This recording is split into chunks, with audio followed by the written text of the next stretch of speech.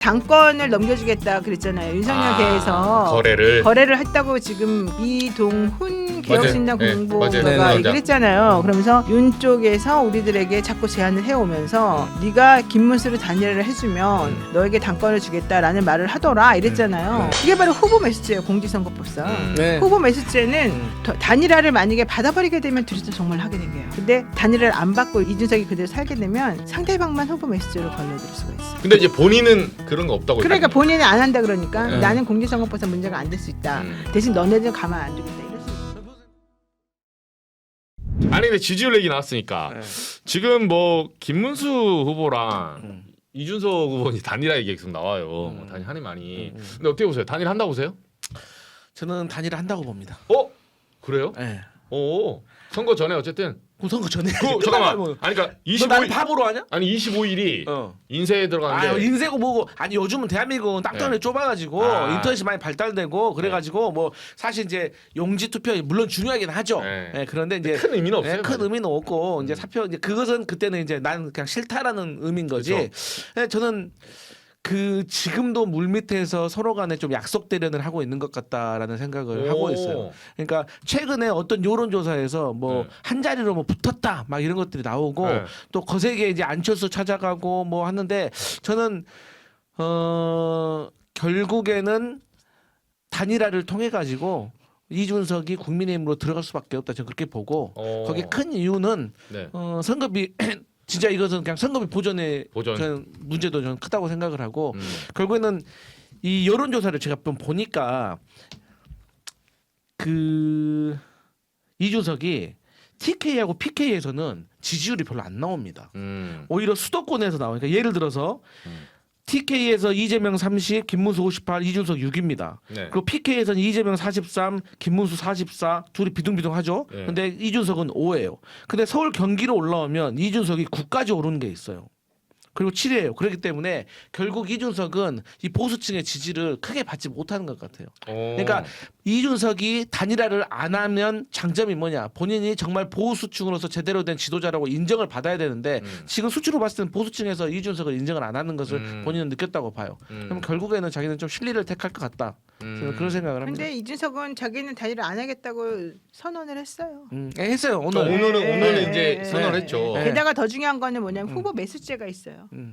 왜냐하면 당권을 넘겨주겠다 그랬잖아요. 윤석열 계에서 거래를 했다고 지금 그 이동훈 개혁신당 공보가 얘기를 했잖아요. 그러면서 윤 쪽에서 우리들에게 자꾸 제안을 해오면서 네가 김문수를 단일화를 해주면 너에게 당권을 주겠다라는 말을 하더라 이랬잖아요. 그게 바로 후보 메시지예요. 공직선거법상. 후보 메시지에는 단일화를 만약에 받아버리게 되면 둘이서 정말 하게 된 거예요.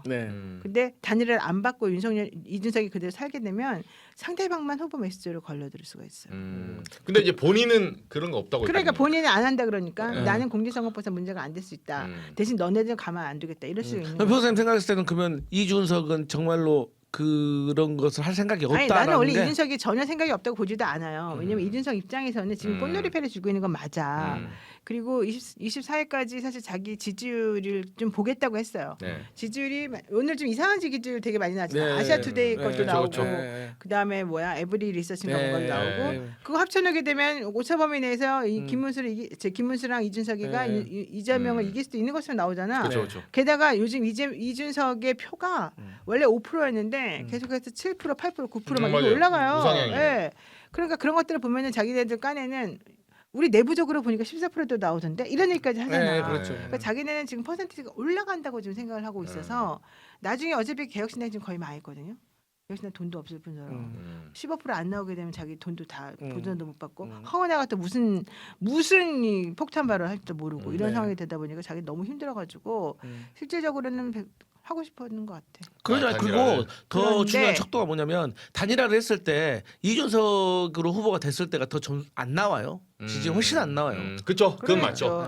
보층 저는 제 아는 사람들 그러더라고. 김문수 캠프 사람들 나는 이준석 뽑을 바에 이재명 찍는다. 그러니까 그래서 어쨌든 그렇게 그걸 못하게 하기 위해서라도 민주당에서 오늘 이준석 개혁신당 대통령 후보에게 당권 줄 테니 단일화 하자라고 했다는 그 내용 관련해서 김문수하고 친윤석열계 인사들 후보 메시저로 고발했습니다. 이거는 근데 이게 이런 상황에서 현실적으로 이준석이 단일화한다? 규명이 될까요, 변호사님 보시기에? 아니 증인이 있잖아. 증인. 응. 개혁신당의 증인이 그러니까 얘 있잖아. 이동훈 대변 그 공보단장 말하죠. 그러니까 얘 꼬리자리 할 수 있잖아요. 나는 그냥 아니 그러니까 이준석은 안 다친다니까. 아. 이준석은 안 다치고 실제 여기서 노리는 사람들은 국민의힘의 윤핵관들이지. 왜냐면 한두 번 전화한 게 아니에요 지금. 근데 이제 예를 들어서 그냥 뭐 구체적으로 근데 이 당권이라는 게 사실 추상적인 개념이잖아요. 실질적으로 따지고 그쵸. 보면 그쵸. 그러면 이게 법정에 갔을 때 이게 증명이 되나요? 예를 들어서 딱 뭐 야 내가 너 조직부청 뭐 예를 들어 너 옆에 2기에 있는 조직부청장 주고 뭐 천하람 너는 원내대표 주고 딱딱딱 줄 수 있는 것들을 얘기한 게 아니라 그냥 당권이라고 하면 뭐가 그쵸. 당권인지 이제 그런 것도 조금 애매하기 때문에 저는 애매하니까 이제 네. 그거하고 싸우긴 하겠지만 그렇다고 해서 그 정도 가지고 후보 메시저가 안 된다고 보기는 어렵지 않나. 왜냐하면 그 사람이 자기 페이스북에 써가지고 이거 공표할 정도면 증거가 있겠지. 만약에 전화하더라도 녹음을 해놨거나 이준석이 얼마나 녹음 잘해요. 그렇잖아. 녹음해놨거나 뭐 한두 명이 그런 게 아니래잖아요. 근데 난또 한편으로 이런 단일화의 이면에는 어떤 게 있냐면 친윤들이 그 한동훈보다 이준석이 낫다. 그러니까 그거죠. 한동훈은 그렇게 그거죠. 싫어하는 거야. 그러니까 그거죠. 이준 그러니까 그 오랑캐를 막으려고 하는 나는 그런 전략도 숨어 있기 때문에 또 이준석이 아직도 이제 친윤에 대해서 쫓겨났기 때문에 두 번은 안 속는다라는 경계심도 있겠지만 어쨌든 여기서 좀 유의미한 어떤 내용을 하고 여기서 막판에 극적인 단일화를 하면서 본인의 이미지를 약간 세탁을 하고 본인이 들어와서 내가 한동훈 밟고 내가 친윤과 다 내 아래로 들어와 뭐 요 정도를 한번 생각할 수도 있겠다라는 생각이 난 해요. 어차피 근데 진짜 투표에 들어가게 되면 이준석의 득표는 허황된 거니까 다 죽어버릴 것이고 실제 투표는 네, 실제는 김문수에게 결집할 것이다. 네. 그렇게 생각을 하긴 해요. 그러니까 수많은 보수들이 일단 투표장에 안 나오겠죠. 왜? 사전 투표도 하지 말라 그러니까 일단 안 나오겠죠. 그렇죠. 안 나오겠죠. 그쵸. 그냥 나온 사람들 중에서는 그래도 이준석보다는 김문수를 찍을 사람들이 많겠죠. 왜? 나이 드신 분들 더 많을 테고. 네. 그다음에 더 중요한 거는 아무래도 보수를 더 지향하고 그리워하는 분들이 더 많을 테니까. 그러면 김문수 후보는 오히려 결집이 되겠지만 이준석 거는 나는 8%? 10% 안 나온다고 봐요. 그래서 그 돈 문제 때문에 네, 결국은 단일화 돈 문제 때문에 그래서 단일화를 하고 싶다고 생각을 하는데 이 사람들이 지금 자꾸 배수의 진을 치잖아. 아 쟤네들이 나보고 당권 준다고 이거 하자 그랬는데 어떻게 하니? 분위기 안 좋잖아 지금. 맞아요. 그마저도 본인 지지를 올리기 위한 하나의 방법이고 장난인 거지. 얘네들이 돈을 안 쓰려고 하는 건 좀 보여요. 왜냐하면 아니, 학식 먹고 다니잖아요. 돈 안 들잖아요. 그리고 선거 캠페인 할 때 이제 돌아오면 교통비하고 학식도 각자 우리 속된 말로 엠빵이라면서 그렇기 때문에 돈 안 들어. 그리고 이제 공중전 하고 있고 그렇기 때문에 최대한 아끼고 있고 뭐 저한테는 그 개혁신당 누가 뭐 우리가 공범을 보내는 게 얼마인데 야 공범을 너희 몇 페이지인데 2피 아니야 2피 앞면 뒷면 이렇게도 내가 물어봤는데 여튼 그래서 저는 이 하는 행동들을 전체적으로 봤을 때는 국민의힘으로 돌아가려고 하는 것이 저는 좀 느껴진다. 국민의힘이 없으면 자기네들은 사실은 이제 살 수는 없을 거예요. 이번 선거 끝나고 나면 지자체 선거도 있잖아요. 그렇죠. 근데 개혁신당이 지자체 선거를 뭘 얼마나 내겠어요? 그럼 결국 그 안에서 합당을 하겠죠. 합당할 때 어차피 나는 합당하면 들어가서 결국 당권 내가 스스로 잡을 수 있다. 난 한동훈하고 지금 싸우는 나의 이 경쟁 구도인데 김문수 따위가 옆에서 뭐 어쩌고 해봤자 의미는 없다 이렇게 생각하겠지. 그래서 지금쯤은 저는 사실 단일화 하기는 정해져 있고 사실 그러면 지금 두 팀 마무리를 어떻게 정리해줘 정산 과정이라고 봐요. 정산 과정. 물 밑에서 그렇지. 지금 네, 지분 논의하고 있다. 그리고 그중에서 뭐 예를 들어서 뭐 이거 예입니다. 뭐 제가 사랑하는 김철근 선배, 너 이거 지방선거 때 우리 철근이 형은 뭐 어디 줄 거야? 뭐 구로구청장 줄게. 야 구로구청장 나가면 지는데 어떻게 딴 데 줘? 뭐 예를 들어서 이런 정도의 정산과 선거 비용이라든가 여러 가지 전반적인 게 저는 지금쯤이면은 오고 가고 있다고 생각을. 근데 이건 중요해요. 선거가 진짜 돈이 많이 들고 사실은 안철수 후보만 봐도 지난번 대선 때 손가락 자른다 했잖아요. 그날 오후에 단일화하는데 부산 가서 나 손가락 안 후보님 손가락 아직도 살아계시더라고. 안 후보가 그때 단일화 하게 된 결정적인 계기가 돈이잖아. 네. 그렇게 돈이 많은 사람들 자기 돈은 절대 안 쓴다는 그럼요. 거거든. 그러니까 1,000억이 있는데 그래놓고 주식으로. 자기가 일단 내 돈을 내놓고 네. 그 돈을 돌려받아야 되니까 되게 불안했을 거예요. 그렇죠. 단일화를 안 할 수가 없었을 거예요. 맞아요. 그러니까 나중에 들으니까 국민의힘이 이제 단일화하면서 선거 비용 있잖아요. 이제 당에서 제가 들은 말은 다 보전해 줬대요. 그렇지 다 그럼. 해준대요. 그 조건 하에서 그렇지 하는 단일화 거지. 하는 그렇게 제안을 하고 거기에 대해서 어떻게 확답받는가에 대한 검증을 지금 하는 것이고 그렇지. 사실 이제 그 주변에 있는 사람도 되게 중요합니다. 내가 전에 뭐라고 했어요. 김문수를 한덕수하고 김문수하고 할 때도 그 김문수를 쓰러뜨리려고 하지 말고 김문수 주변에 있는 말을 쓰러뜨려야 된다고 했잖아요. 맞아요. 마찬가지로 지금 이준석도 이준석 주변에 있는 천하람이 됐던 천하람이랑 그 배치 두 명밖에 없잖아요. 네, 나머지들 다 지금 잡아뜨리고 있을 거예요. 지금 야 너는 뭐 해줄게 달콤한 유혹을 그러면 이제 거기가 이제 분위기가 형성이 됐을 거예요. 저는 그렇게 생각해요. 천하람 위험하다. 네. 천하람 이제 흔들리는 게 보여요. 보여요? 네. 어떤 왜냐면 천하람이 뭘로 네. 됐어요? 비례를 됐잖아요. 네. 개혁신당 지금 옛날처럼 튼튼하지 않아요. 그럼요. 그러면 개혁신당 지지한 사람들도 많이 떨어졌고 이준석은 자기 혼자 롤플레이하고 앉았고 실질적으로 천하람을 챙겨주거나 하지 않아요. 그럼 천하람 입장에서 어떻게 했어요? 개혁신당 그때 정말 사고 났었을 때 허은아랑 싸우느라고 이미지 구겼지. 네. 맞아요. 이준석 대신 싸우느라고 그때 시끄러웠었지. 그다음에 자기 비례인데 다음에 비례 나갈 수도 없지. 그 중간에 당이 없어질 수도 있지. 네. 그거 어떻게 하겠다. 맞아요. 탄핵 심판 과정에서도 싹 빠져 있더라고. 싹 맞아요. 빠졌어요. 네, 그게 이제 보수층은 인식한 거야. 그렇기 걔네들은 때문에. 민주당보다는 보수층이라도 자기는 살려줄 수 있다고 생각하고 그럼요. 거기에 들어갈 수 있는 스무스하게 안착할 수 있는 방법을 찾는 거지. 오늘 완전 아니 제가 무슨 말을 못 꺼냈네. 너무 머릿속에 들어오고 개혁신당 아침에 최고위원 회의 갔다 오신 것 같아요. 우리 이렇게 해야 된다. 아 그래도 저 이 정도 이제 정치적인 할 수는 야, 아니고 좀 너무 중수는 잘하죠. 좀 너무 되죠. 잘해요. 대단합니다. 대단해. 속보 다시요 노영의 입장선에 바꿔주세요 이제. 아니 근데 사실 되게 이 사람이 좀 잘못 알아듣는 게 나를 칭찬하고 있었거든. 근데 자기 칭찬한 줄 알잖아. 그게 더 웃겼어. 그냥 넘어갈게. 속보 죄송합니다. 네, 사과해. 그 마지막 하나는요. 그러면 어쨌든 단일화가 된다면 김문수 후보로 된다. 네. 그리고 1대1 구도에서 붙으면 몇 프로 나올 것 같아요? 이재명 후보. 뭐 50 오늘 보니까 이제 안 돼. 아유. 압도적인 패배를 얘기합니다. 압도적인 징계를 해야 됩니다. 저희 이제 60, 당에서 뭐 우리 몇 프로 나온다 이거면은 혼나기로 여기 혼난대. 혼나기로 얘기하죠. 네. 네. 혼나면 안 됩니다. 네, 그럼 몇 프로 보세요? 꺼진 불 때 다시 보자. 다시 좀 결집하는 이거 약간 아유 그럼요. 결집이 중요하지. 그리고 압도적 징계가 중요하지. 맞아요. 그리고 어떤 뭐 주필이 그런 말씀을 하시더라고요.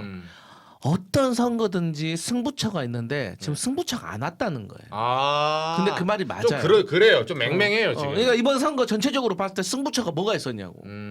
그러니까 굳이 찾아보면은 국민의힘의 새벽에 한밤에 선거 교체 파동인데 그쵸. 그것은 이 양 사이드에서 붙는 어떤 경쟁적인 문제는 아니고 본인들의 이제 자책이기 때문에 후보 교체. 저는 이 어떠한 승부처가 좀 올 수 있다. 그래서 저는 개인적으로는 그 승부처가 좀 빨리 오길 악재가 좀 빨리 터지길 바랬거든. 그래야지 네. 이게 조금 커버리지 되는 시간이 있는데 네. 그래서 좀 불안한 마음이 있다. 지금 이게 3년 전에 대선하고 비교해 보면 그때는 정말 치열했거든요. 그죠? 그래서 많은 사람들이 진짜 바꿔라야 된다고 너무너무 애를 어마무시했죠. 태우면서 네. 엄청나게 양쪽 진영에서 했어요. 네. 그래서 정말 0.73밖에 차이가 안 났는데 네. 이번에는 저분 용산 살거든요. 용산에 소리가 안 온대잖아. 그렇죠? 용산에 지금 용산이 무슨 소리요? 2번 선거운동이 아, 없어요. 선거운동? 네, 유세가 아니, 없어요. 거의 없어요. 뭐 조용하죠. 너무 조용해요. 네. 용산 사는데도 네. 저래요. 그뭐 전체적으로 지금 지금 아무도 이렇게 하지 않아요. 선거 분위기가 잘 안 분위기가 안 느껴져요. 그렇더라고 네. 생각해보니까 차량도 잘 안 다녀. 차량도 없어요. 네, 민주당 차는 좀 보이는데 어. 국민의힘 차는 잘 안 보이더라고요. 그러니까 그것은 이제 김문수가 이제 민주당 따라다니고 한동훈하고 이제 분리되어 있는 건데 그러니까 제가 듣기로는 이 국민의힘 당지자 저한테 이제 해준 얘기인데 지금 김문수 캠프가 본인들 원래 그러니까 캠프를 꾸리다가 경선 통과해서 후보가 되면 당이 확 붙잖아요. 그쵸. 그래가지고 사실 원래 캠프에 있던 인들이 많이 빠집니다. 그러니까 네. 좀 튕겨 나갑니다. 맞아요. 당의 주도권을 가져가는데 맞아요. 지금 김문수와 관련해 가지고 전통적인 국민의힘 당직자들이 이질감을 느낀다는 거예요. 야 우리가 자유통일당 저 세력하고 저 들어오는 거 아니야? 우리는 정통 보수인데 맞아요. 제대로 된 그 보수인데 이제 이런 느낌인 거지. 그러니까 제가 생각했던 민주당과 조국혁신당 간의 어떤 이질감과 동질감의 범위를 많이 벗어나 있더라고요. 그래서 잘 안 돕는다는 거예요. 그렇기 때문에 이 김문수 캠프에서만 주로 하는 것이고 한동훈하고 또 떨어져 다녀야 될 거 아니야. 왜? 한동훈은 사람 많이 붙잖아요. 우리가 인정하기 싫지만 인정할 거 하면 어쨌든 붙잖아. 근데 김문수 초라하잖아요. 그렇기 때문에 여러 가지 이런 문제가 있는 것 같다. 제가 듣기로는 한동훈 대표가 무조건 투샷 안 잡히려고 무조건 김문수하고는 절대 잡히면 안 된다. 그래서 오늘은 그거 용어를 엄청 세게 썼더라고요. 윤석열 떨거지들 이런 식으로. 아니 살아있는 권력일 땐 찍소리 못 하다가 집에 네. 간 다음에 그런 얘기 누가 못해. 그리고 김용태도 뭐 사과합니다. 우리 사과는요 조건이 있잖아요. 네. 대상이 명확해야 되고 맞아요. 내용도 명확해야 돼요. 맞아요. 그러면 본인이 김건희에 대해서 사과를 했다고 하면 뭐 양평고속도로 주가 조작, 관저 이전 공사, 목걸이 6천만 원, 명품백 여러 가지 중에서 도대체 공천계 다 잘못 공천 개입, 불법 요론전 이게 다 잘못됐다는 것인지 네. 투샷이 어울리네. 이전 어울립니까? 지금 네. 흐름 끊기잖아 지금 얘기하고 있는데. 네? 근데 한 건지 아니 뭐 일부만 잘못됐다는 건지 그러면 일부는 뭐 억울한 면이 있다든지 그렇죠. 사실 뭐 뭉뚱그려가지고 그리고 다 좋아 그것도 좋아 그러면은 지금 아마 국회 본회의만 열면은 김건희 특검법 그죠. 지금 통과시킬 수 있습니다. 통과 가능해요. 그러니까 저는 대선 전에 그러면 동의하라 이거예요. 이 정도는 해야 국민들이 김건희에 대해서 윤석열 부부에 대해서 절연했다고 인정해주지. 못할 겁니다. 맞아요. 네. 말이 중요한 게 아니라 그냥 김용태 비대위원장이 나서서 내가 무조건 선거 결과와 상관없이 다음 달까지 특검 통과시키겠다 이렇게 말해야 그렇지, 돼요. 그렇지. 네, 말도 안 되는 소리. 며칠 날 엽시다. 근데 네. 자기가 안 해도 결국 그렇게 되거든. 그렇게 될 것 같으면 선제적으로 하는 것도 좋은데. 그게 정답이에요. 그럼 또 이제 본인 정치생이 끝나요. 근데. 비난받으니까 네. 그렇지. 아니면 한동훈처럼 발의한다 해놓고 최상병 근데 발의한다 해놓고. 그래봤자 김용태는 어차피 이번 선거 끝나고 나면 여기서도 치이고 저기서도 치요. 그리고 모든 책임론에서 자유롭지 못해요. 그렇죠. 그리고 날짜도 딱 끝나는 날짜도 박아놓고 시작했더라고. 이거 본인 비대위. 네, 비대위. 그렇죠.